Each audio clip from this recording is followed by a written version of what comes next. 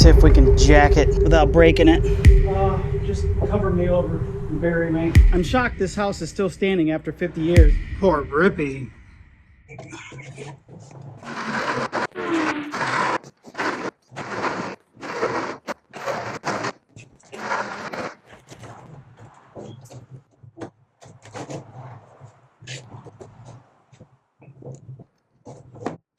I'm trying to rebuild this house. The trusses over the carport have failed, and I've removed what was left of them. In order to rebuild them and put them back in place, I need a new wall. Well, since I'm also trying to enclose the carport, this has turned into a logistical nightmare. I found rot on the rim joists on 2 corners of this room. That has to be addressed first. I can't tie into rotten wood. So I need to tear all that out. I'm going to pull out these existing joists, save them for later, rebuild this floor, and then I can rebuild the wall on top of that. And only then can I rebuild the trusses.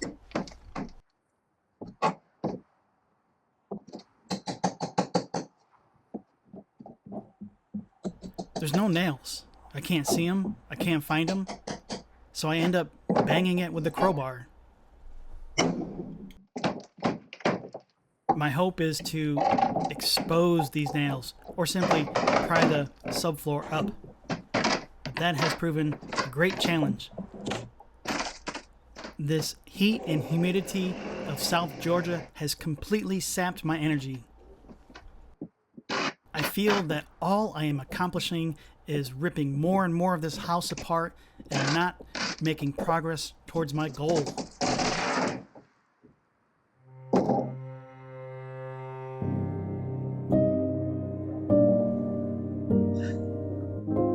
Just cover me over and bury me.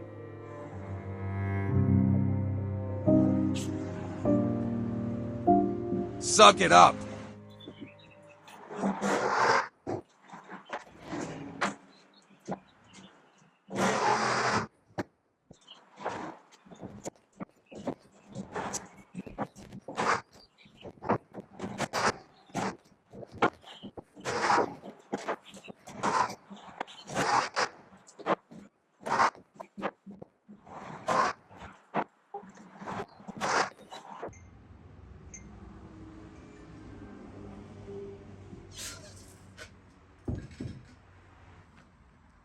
Briggs, what have you done to your sister? Poor Rippy. That's a lot more work than I wanted to get into right now, taking away all the joists, but I think it had to be done. The critical wood looked all like this, even worse than this. So it had to be ripped out so that I can build it back fresh. How can I attach my brand new wall here over to here to rotten wood? I can't do that. So this had to be tackled now. And that was a pain in the butt because I didn't want to destroy the plywood that I pulled out. I didn't intend on reusing it as subfloor, but I could reuse it in other places for things if I could get it out without destroying it. I had to pry it out because most of the nails I couldn't see. They had all the plywood covered with this roofing felt paper, which is stuck down somehow. And so most of the nails were hidden, but I managed to get it out, and now we have a giant hole in the house. So the next step is to rebuild at least part of this floor so that I can rebuild the wall and then build a new wall. What I find most interesting about this house is, well, I've removed the sill plate from here and it's sitting over here. The sill plate looks pretty good. It's not rotten. It's not really eaten up by the bugs. Somehow it fared pretty good, but it wasn't even attached. It wasn't attached to the block in any way. It was just sitting on top. No sill seal, just sitting there next to the other one. Somehow this house, which is 50 years old, it was built in the late 70s, somehow this house didn't get knocked off its foundations. I'm shocked this house is still standing after 50 years of being on the Georgia coast. Briggs, you keeping an eye on everything up top, huh, buddy? It's time for concrete. Ripley, don't breathe that in. You just want to sniff everything, don't you? Huh? Huh, Ripley? It's not good for you.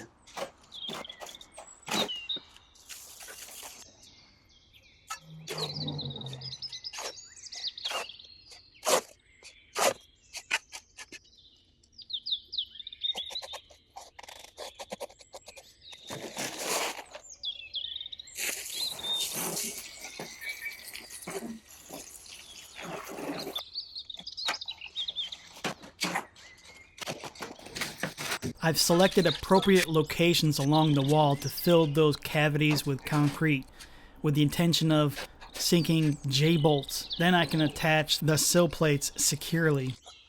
Are you watching me over there, Ripley, huh? What you doing? What you doing over there, Pupper? I don't know, I'm just trying to... I got a bottle jack, but the oil leaked out of it. So I'm going to try to use this automotive jack instead. I just need to come up a little ways because I don't want to have to take this whole sill plate up to do the work I want to do. So I'm just going to jack this up and cut on the other side of these main joists here. And then I can remove this sill plate, put my anchors, my concrete, and that sort of thing, and then go back to doing normal demolishing work. Is that going to be tall enough to get it?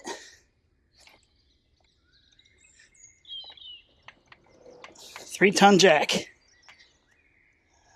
All I need is just enough to get my saws all in there.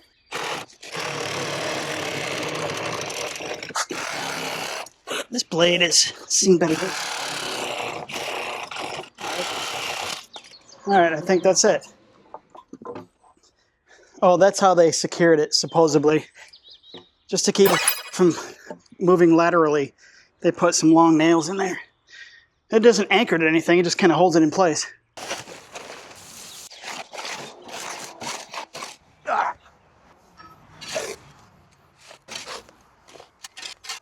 Oh, nice little breeze. This block here completely broke free from the mortar, so I'm resecuring it by filling the cavity with concrete, and I'll use this spot for the J-bolt.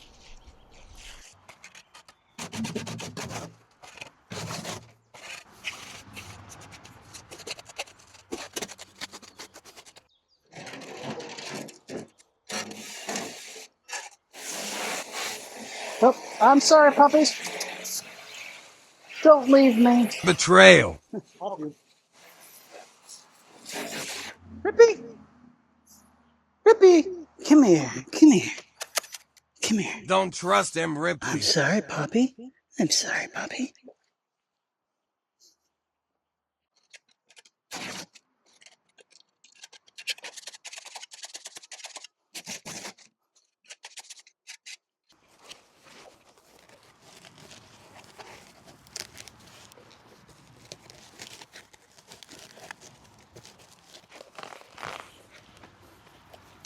What I do with my knife? I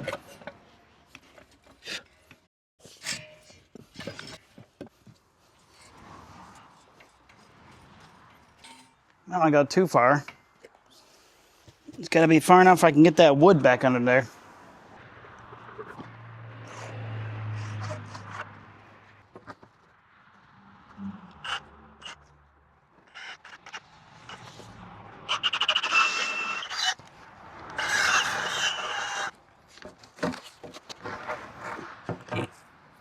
It was a critical mistake to put a J-bolt right next to this, which has to go underneath this. I should have put an anchor bolt.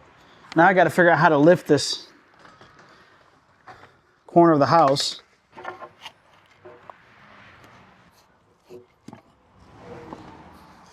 All right, let's see if we can jack it without breaking it.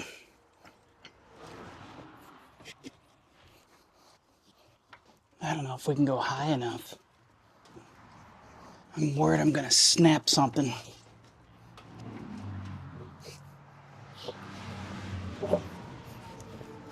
It's too far over.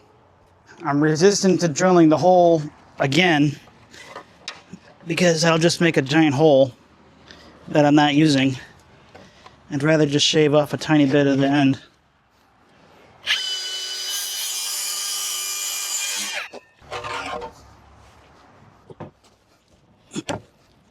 It was just enough.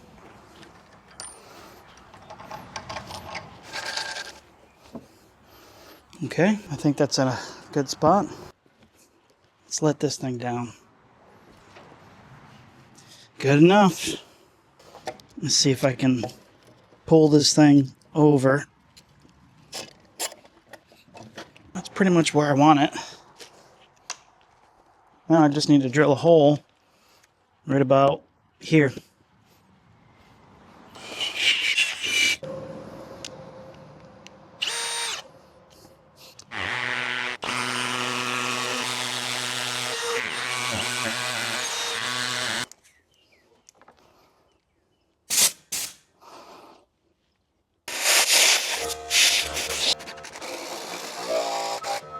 Turns out that longer sill plate was rotten on the bottom, and I didn't see it. So I picked up a new stick to put in its place.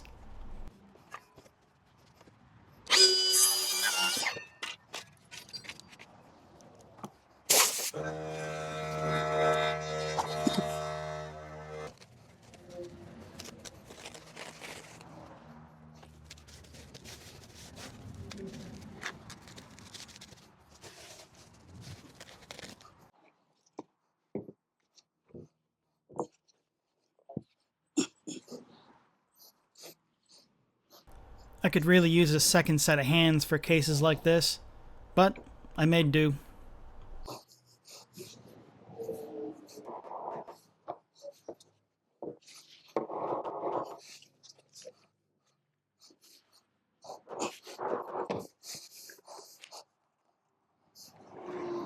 Baby, wanna think about you. Just don't.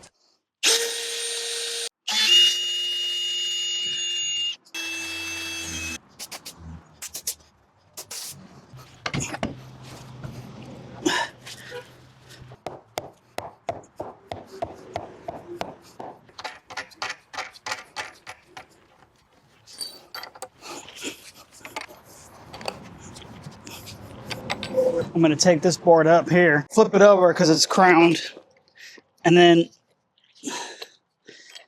see if I can chip out that mortar.